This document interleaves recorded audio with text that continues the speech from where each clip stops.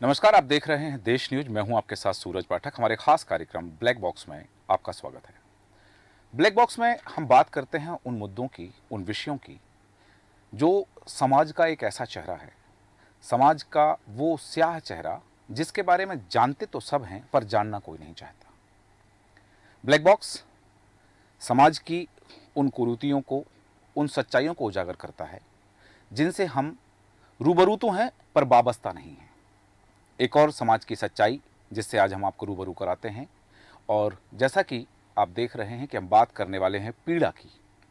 पीड़ा मतलब दर्द, तकलीफ। और पीड़ा की परतें जब जम जाती हैं तो वो बहुत पुराने जख्म रिश्ते रहते हैं। पीड़ा की परतें जख्मों से गहरी हैं और ये पीड़ा की परतें हैं एक स्त्री की, ये पीड़ा की परतें हैं, ये दर्द की दास्तान है उस नारी की जिसने समाज को जन्म दिया है, जो समाज की जननी है। स्त्री उत्पीड़न एक ऐसा हादसा है जिसमें जघन्यता दिखती है, लेकिन उसकी पीड़ा समझ में नहीं आती। पीड़ित स्त्री मन के घाव जीवन भर रिश्ते रहते हैं। कवि रामधारी सिंह दिनकर की कविता की वो पंक्तियां इस स्थिति का स्पष्ट चित्रण करती हैं कि मन से कराहता मनुष्य पर ध्वंस बीच तन में नियुक्त उसे करती नियति है। नारी उत्पीड़न देश की एक ज्वलंत समस्या है और सामाजिक समस्या है। प्राचीन युग में जहां नारी को देवी तुल्य समझा जाता था, वहीं आज नारी कभी दहेज के नाम पर तो कभी पुरुष के अहंकार या अहम की तृप्ति के लिए उसकी बर्बरता का शिकार हो रही है। आए दिन अखबार में नारी के प्रति दुराचार, अत्याचार, बलात्कार व दहेज के लिए जिंदा जला देने जैसे अघन्य या जघन्य अपराध सुर्खियों में दिखाई देते हैं। कहा गया है कि झूठ नहीं बोलेंगी हवाएं, झूठ नहीं बोलेगी पर्वत शिखरों पर, बची हुई थोड़ी सी बर्फ, झूठ नहीं बोलेंगे चिनारों के शर्मिंदा पत्ते, उनसे ही पूछो बच्ची के मुंह में चीथड़े ठूंस कर उसे कहां तक घसीटती गई वो उनकी जीभ अपने पीछे बांधकर। स्त्रियों के साथ होने वाले जघन्य अपराधों को इंगित करती ये पंक्तियां रूह को कपा देने वाली हैं। हालांकि महिलाओं के विरुद्ध हिंसा की समस्या कोई नई नहीं है। भारतीय समाज में महिलाएं एक लंबे समय से अवमानना, यातना और शोषण का शिकार रही हैं। हमारी विचारधाराएं, संस्थागत रिवाज और समाज में प्रचलित प्रतिमानों ने उनके उत्पीड़न में काफी योगदान दिया है। इनमें से कुछ व्यवहारिक रिवाज आज भी हैं। आज महिलाएं एक तरफ सफलता के नए नए आयाम को गढ़ रही हैं, तो वहीं दूसरी तरफ कई महिलाएं जघन्य हिंसा और अपराध का शिकार हो रही हैं। महिलाओं को पीटा जाता है, उनका अपहरण किया जाता है, उनके साथ बलात्कार किया जाता है, उनको जला दिया जाता है, उनकी हत्या कर दी जाती है। लेकिन क्या हम कभी सोचते हैं कि आखिर वे कौन सी महिलाएं हैं जिनके साथ ये हिंसा होती है, या उनके साथ हिंसा करने वाले वो लोग हैं कौन? क्या वो हमारे समाज का हिस्सा है? और महिलाओं के प्रति हिंसा का मूल कारण क्या है? इसे कैसे खत्म किया जाए? जाहिर सी बात है, हम में से अधिकांश लोग कभी भी इन प्रश्नों पर विचार नहीं करते। इसके विपरीत हम जब भी किसी महिला के साथ हिंसा की खबर को देखते या सुनते हैं तो उस हिंसा के खिलाफ आवाज उठाने के बजाय अपने घर की महिलाओं, बहनों और बेटियों पर तरह तरह के प्रतिबंध लगा देते हैं, जो स्वयं एक प्रकार की हिंसा है। घरेलू हिंसा। घरेलू हिंसा सभ्य समाज का एक कड़वा सच है। भारत में घरेलू हिंसा अधिनियम के तहत हाल ही में केवल 507 मामले दर्ज किए गए हैं, जो महिलाओं के खिलाफ अपराध के कुल मामलों का 0.01% है। जबकि वास्तविकता यह है कि यह संख्या इससे कई गुना अधिक है। इसमें महिलाओं को लैंगिक, शारीरिक और मानसिक यातनाएं दी जाती हैं। अधिकांश मामलों में घरेलू हिंसा पति द्वारा पत्नी या ससुराल वालों के द्वारा बहू को शारीरिक व मानसिक उत्पीड़न के रूप में नजर आती है और महिलाएं इसे अपना भाग्य समझकर सहती रहती हैं। इस हिंसा को सहने का एक कारण यह भी है कि हमारे भारतीय समाज में शादी से पहले ही लड़की के दिमाग में यह बात बिठा दी जाती है कि एक बार पिता के घर से डोली उठने के बाद पति के घर से अर्थी उठनी चाहिए। यानी शादी के बाद लड़की अपने पिता के घर वापस आकर नहीं रह सकती है, भले ही ससुराल वाले उसका कितना भी उत्पीड़न करें, जिसके चलते अधिकांश महिलाएं बिना किसी से शिकायत किए शांति से हिंसा को सहती रहती हैं। वहीं कई महिलाएं एवं बेटियां ऐसी भी हैं जो अपने ही घर में हिंसा का शिकार हो जाती हैं। हमारे पितृसत्तात्मक समाज में घर की बेटियां व महिलाओं के सभी महत्वपूर्ण निर्णय घर के पुरुष मुखिया ही करते हैं, जिसके चलते कई बार वह अपने घर की लड़कियों की पढ़ाई के उचित अवसर नहीं दे पाते। अगर पढ़ा भी दिया तो नौकरी करने के लिए घर की चार दीवारी से बाहर नहीं भेजते, उन पर जबरन शादी का दबाव बनाते हैं, जो कि एक प्रकार की मानसिक हिंसा है। साथ ही अगर कोई लड़की अपना जीवन साथी स्वयं चुन ले तो उसके परिवार वाले उसकी झूठी शान के खिलाफ, अपनी झूठी शान के लिए बेटी की हत्या करने में भी नहीं कतराते हैं। हैरान करने वाली बात तो यह है कि इनमें से अधिकांश मामलों की रिपोर्ट तक दर्ज नहीं होती और अपराधियों का मनोबल बढ़ता जाता है। अगर कुछ महिलाएं आवाज उठाती भी हैं तो कई बार पुलिस ऐसे मामलों को पंजीकृत करने में टाल मटोल करती है, क्योंकि पुलिस को भी लगता है कि पति द्वारा कभी गुस्से में पत्नी की पिटाई कर देना या पिता या भाई द्वारा घर की महिलाओं को नियंत्रित करना एक सामान्य बात है। इसलिए अब समय आ गया है कि महिलाएं अपनी आवाज बुलंद करें और कहें कि केवल एक थप्पड़ लेकिन नहीं मार सकता। बलात्कार बलात्कार समाज में होने वाला सबसे घिनौना अपराध है। ऐसे अपराधों में भी आमतौर पर अपरिचितों की बजाय परिचित ही शामिल होते हैं। यह अपराध अचानक नहीं होता, बल्कि इसे पुरुषों द्वारा विचारित कर्म माना जाता है। अपराधी अधिकतर ऐसी संवेदनशील महिलाओं या बच्चियों को अपना शिकार बनाते हैं जो ना तो उनके खिलाफ आवाज उठा सकती हैं और ना ही उनका सामना कर सकती हैं। कई बार एक समूह के पुरुष किसी दूसरी जाति के पुरुषों को नीचा दिखाने या अपनी दुश्मनी का बदला लेने के लिए उनके परिवार की महिलाओं को अपना शिकार बना लेते हैं, उनका बलात्कार करते हैं और परिवार के सदस्यों द्वारा इज्जत के डर से बलात्कार के अधिकांश मामलों की रिपोर्ट तक दर्ज नहीं की जाती। इसके बाद भी यौन उत्पीड़न, इसके अंतर्गत महिलाओं की आयु, वर्ग या वेशभूषा पर ध्यान दिए बिना सड़कों पर, बसों एवं रेलगाड़ियों के सफर के दौरान या फिर कार्यस्थल पर उन पर मौखिक व्यंग्यात्मक टिप्पणियां करना या जानबूझकर उनसे टकराना या अश्लील भाषा का प्रयोग करना, ये सब चीजें शामिल हैं। ये शायद गिने चुने अपराध हैं जो दिन दहाड़े किए जाते हैं और ये ऐसे अपराध भी हैं जिन्हें पुलिस या आम जनता अनदेखा कर देती है।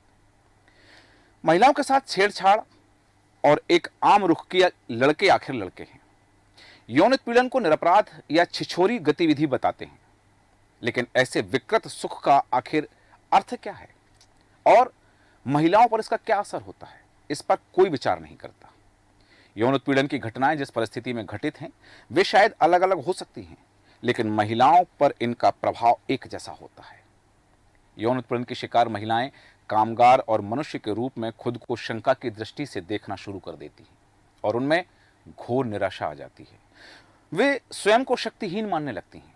इसी कारण यौन उत्पीड़न को अक्सर मनोवैज्ञानिक बलात्कार भी कहा जाता है। एनसीआरबी की बात करें, राष्ट्रीय अपराध रिकॉर्ड ब्यूरो की बात करें, तो इसकी रिपोर्ट में महिलाओं के विरुद्ध हिंसा के मामले के जो आंकड़े सामने आते हैं वे आंकड़े चौंकाने वाले होते हैं।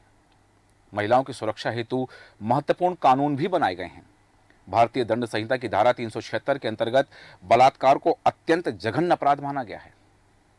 दहेज प्रतिबंध अधिनियम 1961 और 1986, आईपीसी की धारा 494 के तहत पति या पत्नी के जीवित होते हुए विवाह करना दंडनीय अपराध है। हिंदू विवाह अधिनियम 1955 के अंतर्गत दूसरे विवाह को प्रतिबंधित किया गया है।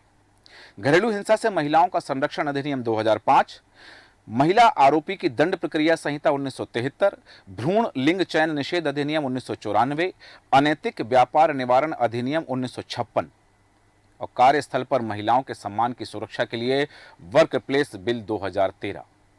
तमाम कानूनों और तरीकों को अपनाने के बाद भी हम महिलाओं के विरुद्ध होने वाले अपराधों को रोकने में असफल हो रहे हैं। सभी महिलाओं को शिक्षित किया जाए या जिससे वे अपने अधिकारों के प्रति जागरूक हों और आत्मनिर्भर बन सकें। महिलाओं की मानवीय प्रतिष्ठा के वास्तविक सम्मान के लिए जो लड़ाई लड़नी जरूरी है, उसके लिए अभी कई मीलों का सफर करना बाकी है और हम इस सफर को तभी तय कर पाएंगे जब महिलाएं अपने साथ होने वाले अपराधों को सहना छोड़कर उनके खिलाफ आवाज उठाएंगी। क्योंकि हमारे भारतीय समाज में महिलाओं को सिर्फ सहना सिखाया जाता है, कहना नहीं सिखाया जाता। इसलिए जरूरी है कि महिलाएं सबसे पहले अपनी आवाज खुद बुलंद करें, अपनी मसाल का दीपक खुद जलाएं और अपनी गरिमा के साथ कोई समझौता ना करें। इसी संदर्भ में महिला अधिकार कार्यकर्ता कमला भसीन का कहना है कि इरादे कर बुलंद अब रहना शुरू करती तो अच्छा था। इरादे कर बुलंद अब रहना शुरू करती तो अच्छा था। तू सहना छोड़कर कहना शुरू करती तो अच्छा था। सदा औरों को खुश रखना बहुत ही खूब है, लेकिन खुशी थोड़ी तू अपने को भी दे पाती तो अच्छा था। दुखों को मानकर किस्मत हार कर जीने से क्या होगा। दुखों को मानकर किस्मत हार कर जीने से क्या होगा। तू आंसू पहुंच कर अब मुस्कुरा लेती तो अच्छा था। ये पीला रंग लब सूखे सदा चेहरे पे मायूसी, तू अपनी एक सूरत बना लेती तो अच्छा था। तेरी आंखों में आंसू हैं, तेरे सीने में हैं शोले। ये रचना लिखी है कि महिलाओं की जो वास्तविकता है। तेरी आंखों में आंसू हैं, तेरे सीने में हैं शोले, तू इन शोलों को अपने गम जला लेती तो अच्छा था। ये सर पर बोझ जुल्मों का तेरी आंखें सदा नीची, कभी तो आंख उठा तेवर दिखा देती तो अच्छा था। तेरे माथे पे ये आंचल बहुत ही खूब है, लेकिन बहुत अच्छी पंक्तियां उद्धृत की गई हैं कि तेरे माथे पे ये आंचल बहुत ही खूब है, लेकिन तू इस आंचल का एक परचम बना लेती तो अच्छा था। महिला उत्पीड़न की हम बात कर रहे हैं। भारत में जहां प्राचीन काल से ही नारी को पूजने की परंपरा रही है, वहीं मध्यकाल व आधुनिक काल में विदेशी आक्रांताओं के चलते धीरे धीरे जो परिवर्तन आए, वो नारी जाति पर बंदिशों के साथ उत्पीड़क बन गए, क्योंकि कई कुप्रथाएं बलवती हुई। नारी जाति को कुप्रथाओं के नाम पर उन असमानता के गहन दलदल में धकेल दिया गया जिनका प्राचीन काल में कभी कहीं उल्लेख नहीं मिलता। नारियों की ज्वलंत समस्या धीरे धीरे विकराल, शोषण, अधिकारों का हनन बन गई, जबकि नारी ही तो साधारण हो। ये नारी ही है जो साधारण हो या असाधारण, पुरुष हो या महापुरुष, संत हो या ऋषि, प्रत्येक मानव की जननी होती है। पर पुरुष वर्चस्व व उनकी आन बान शान के झूठे प्रपंचों के चलते स्त्री जाति जो मां है, बहन है, बेटी है, अर्धांगिनी है, कोमलांगी है, वे कन्या भ्रूण हत्या, बाल विवाह, दहेज प्रथा, वैधव्य से देवदासी प्रथा और सती प्रथा, बलात्कार, अनाचार, पुत्र प्राप्ति हेतु उत्तरदायी होने का दोषारोपण, रूढ़िवादी परंपराएं, यौन शोषण, पशुवत व्यवहार, डायन या चुड़ैल प्रथा, घरेलू हिंसा, अत्याचार, भगाकर ले जाना, अपहरण करके ले जाना, बलात् वेश्यावृत्ति, यौन इच्छाओं की पूर्ति के लिए छेड़छाड़, प्रणय निवेदन अस्वीकार करने पर तेजाब फेंक देना, तरह तरह के शारीरिक शोषण के अलावा अपशब्दों से मानसिक प्रताड़ित करना, शिक्षा व ज्ञान कौशल से वंचित रखना, अनैतिक व्यवहार करना, पर्दा प्रथा या हिजाब प्रथा, घरेलू वंदनी बनाना, मासिक चक्र के समय छुआछूत करना, जबरदस्ती व बेमेल विवाह करना, जीवन साथी के चुनाव पर प्रतिबंध लगाना, सुंदरता पर अश्लील तो कुरूपता पर असम्मानित फप्तियां कसना, कमजोर महिलाओं पर स्वामित्व के लिए दबाव बनाना, नारी के ऊपर दबाव बनाते हुए प्रश्न चिन्ह खड़े करना, तनावपूर्ण व अभावग्रस्त जीवन जीने पर मजबूर करने जैसे कई घरेलू उत्पीड़न पारिवारिक, सामाजिक तो कई बार राष्ट्रीय स्तर पर भी दृष्टिगोचर होते हैं। हालांकि धीरे धीरे इन कुप्रथाओं को दूर करने और रोकने के लिए कई समाज सुधारक, सुधारिकाओं, अनेक पथ प्रदर्शकों ने अपनी आवाज बुलंद की, जिसके प्रभाव से समाज के उच्च वर्ग में तो ठीक ठाक, मध्यम वर्ग में औसत और निचले तबके में अपेक्षा से कम परिवर्तन भी दिखाई देते हैं, जिसके लिए हर तबके में विभिन्न प्रकार के निरंतर प्रयासों की आज भी आवश्यकता बनी हुई है। महिला उत्पीड़न से संबंधित समस्याएं आज तो समाज को एक स्वर में भर्त्सना करना नितांत आवश्यक हो गया है। सरकार स्त्री समानता हेतु बेटी पढ़ाओ, बेटी बचाओ जैसी कई योजनाएं चला रही है, पर योजनाओं का सही क्रियान्वयन करना आमजन के हाथ में ही है। इस तरह से छोटे छोटे किंतु सराहनीय कदम निरंतर बढ़ते रहें तो नारी उत्पीड़न जैसा शब्द ही शब्दकोश में शेष नहीं रहेगा। स्त्री की अस्मिता पर हुआ हमला बचने के लाख जतन करने के बाद हुआ वार होता है, जिसके बाद स्त्री के मन में सबसे पहले सेल्फ रिजेक्शन का भाव उपजता है कि मैं हार गई। यह भावना बलवती होती है और वह शारीरिक पीड़ा से कहीं ज्यादा मन की पीड़ा में डूब जाती है। यह तन पर हुआ हमला दिखता है, लेकिन स्त्री की मान मर्यादा, मन, सपने, जीने की प्रेरणा सब चूर चूर हो जाते हैं। हम एक बुरे सपने के तनाव से कई घंटे तो कभी कई दिनों तक जूझते रहते हैं। ऐसे में बुरे सपने की तरह गुजरी हकीकत का या उसकी टूटन का अंदाज लगाना बहुत मुश्किल है।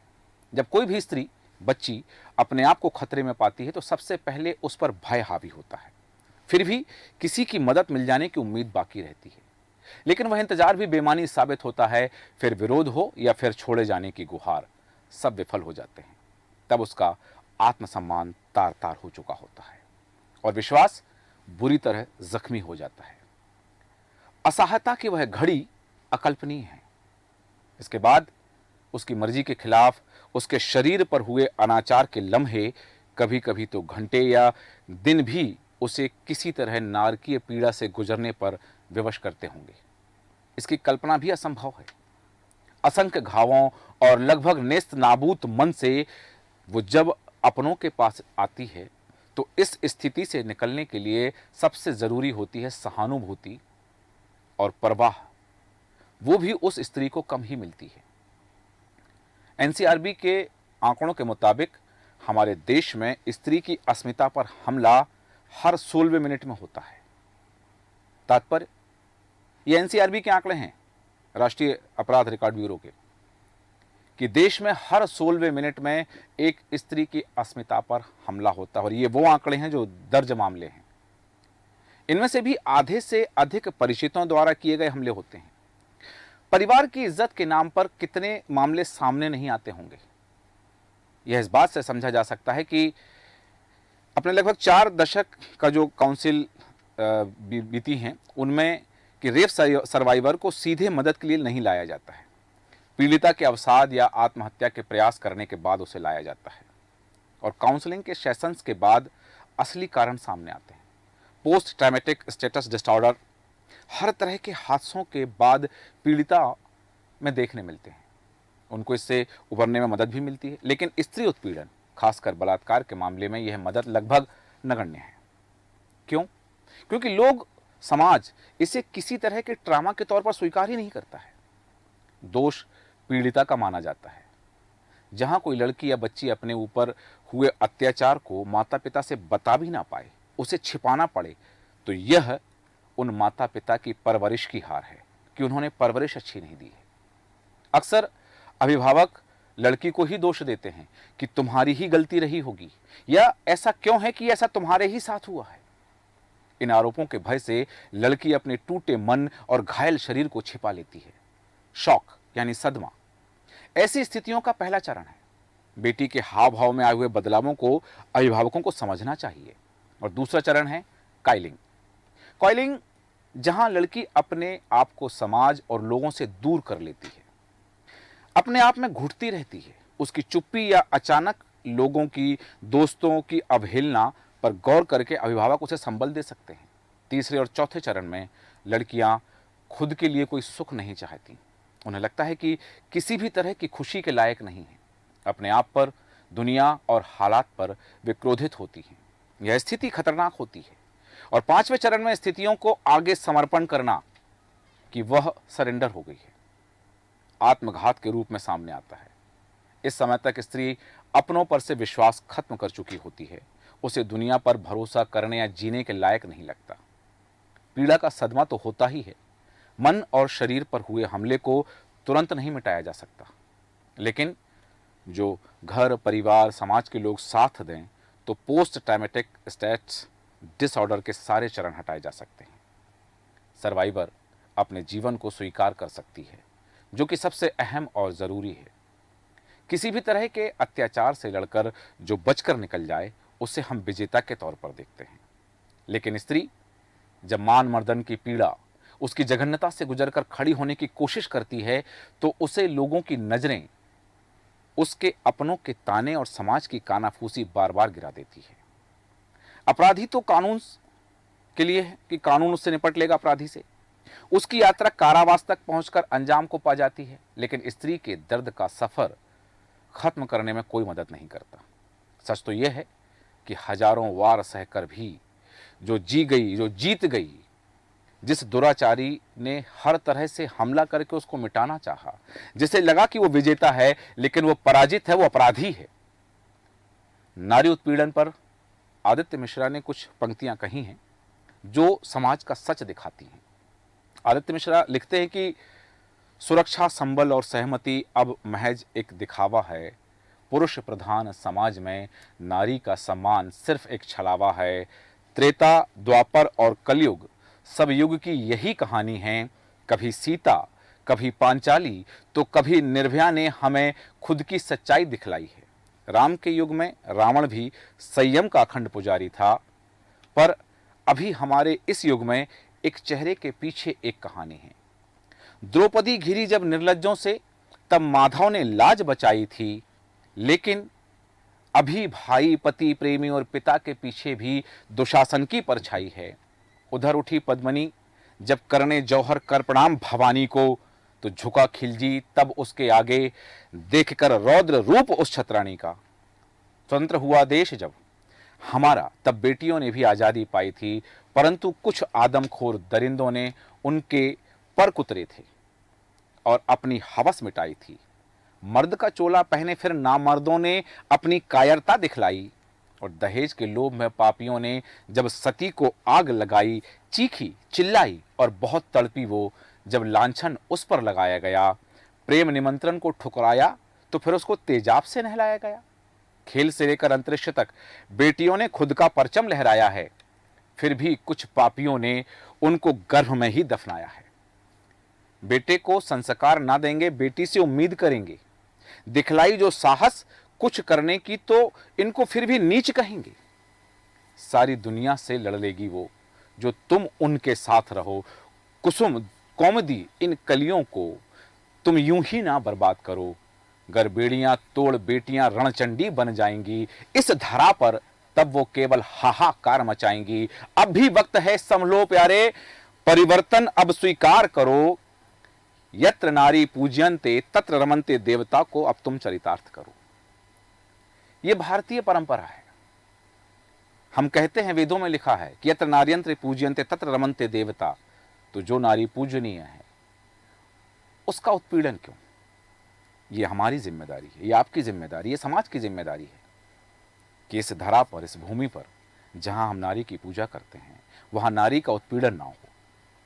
केवल पुरुष के अहम की संतुष्टि के लिए, या केवल एक मेल ईगो है कि हमें उसको सेटिस्फाई करना है, उसके लिए हम स्त्री पर हाथ उठाएंगे, तो ये पुरुषत्व नहीं, ये नपुंसकता कहलाएगी। नारी का सम्मान करें। नारी पूजनीय है। और यह प्रस्तुति देश न्यूज में एक पुरुष के द्वारा दी जा रही है, ताकि वास्तविकता का एहसास सभी को हो कि नारी जिस भी रूप में है, जहां है, जैसी है, वह पूजनीय है और वंदनीय है। उसका सम्मान वो डिजर्व करती है, क्योंकि उसने एक पुरुष को जन्म दिया है। और मैं कहता हूं कि नारी का सम्मान सिर्फ इसलिए मत करो कि वह नारी है, बल्कि नारी का सम्मान इसलिए भी करो ताकि पता चले कि तुम्हारे अंदर एक अच्छी मां के संस्कार हैं। हमारे खास कार्यक्रम में इतना ही। बने रहें देश न्यूज के साथ। नमस्कार।